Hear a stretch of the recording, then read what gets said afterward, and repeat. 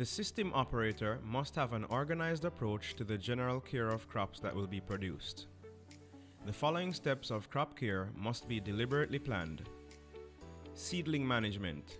Start seedlings timely to optimize production. Always have 30% more seedlings to account for losses in the growth stage. Nursery management. This speaks to the care of your seedlings during the growth stage. It focuses on watering, lighting, pest management, and hardening seedlings for transfer into the grow-out stage. Both seedling and nursery management may be outside of an aquaponics setup to widen the range of options for the care of crops. Preparing grow bed for transplant. Simplified, the stages are cleaning and leveling gravel in the beds for even growth of crops.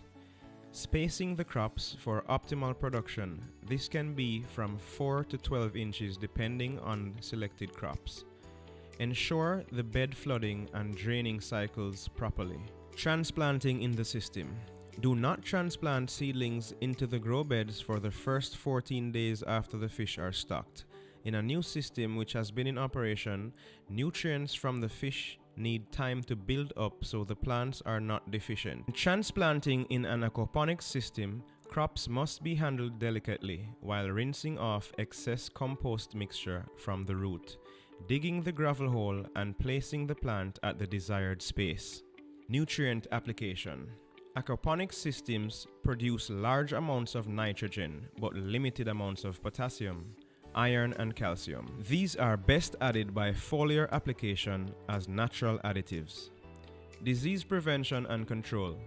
Only approved organic pesticides should be tested and added with an aquaponic setup to avoid risk to the fish's safety.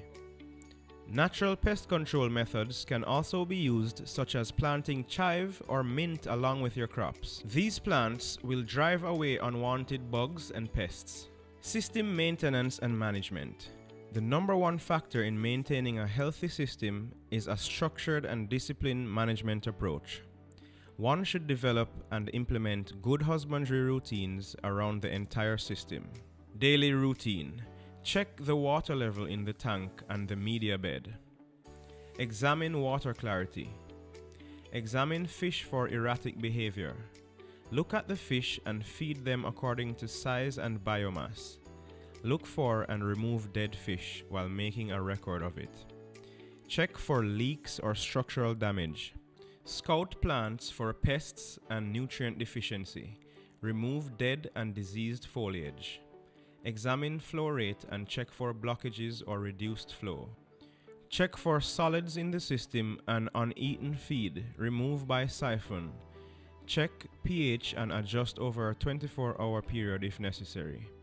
Ensure general cleanliness of surroundings. Weekly routine. Check water pump and plumbing exits for buildup of solids and algae overgrowth. Clean nozzles. Add iron once weekly and potassium. Foliar application once or twice weekly. Observe dissolved oxygen level by watching fish movement and behavior. Look for piping on the water surface.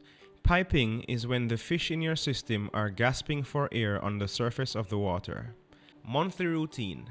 Check for and remove algae or bacteria buildup in pipes. Weigh fish and recalculate feeding rate fortnightly. Service and clean solar panels.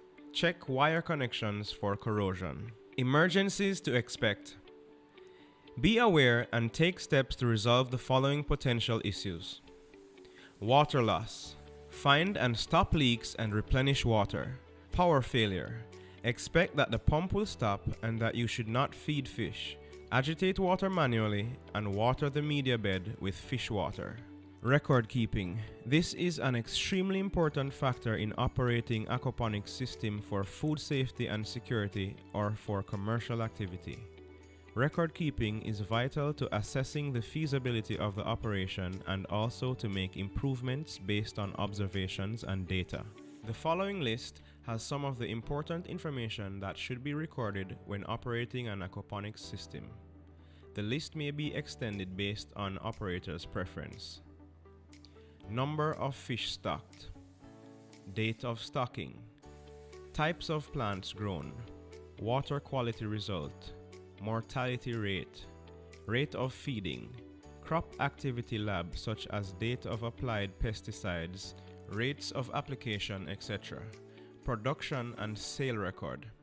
Harvesting should occur during the early morning hours before 9 a.m.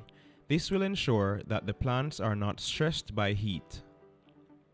Wash hands thoroughly with soap and water. Use sterilized cutlery that is very sharp to reduce damage to produce. Place the harvested and cleaned produce on the disinfected surface area. Remove any bruised or discolored produce or leaves that show signs of insect damage. Remove any insects or worms that might be present. Inspect and rinse the produce in cold water. After rinsing, immediately immerse in a prepared ice bath. The ice bath is prepared with a half bucket of ice in a sink filled with water. Dry the produce and store in a container at a temperature of 17 degrees Celsius. When harvesting fish, place gently in an ice bath until the fish expire and then immediately process and deliver. Eat better, grow better, earn better.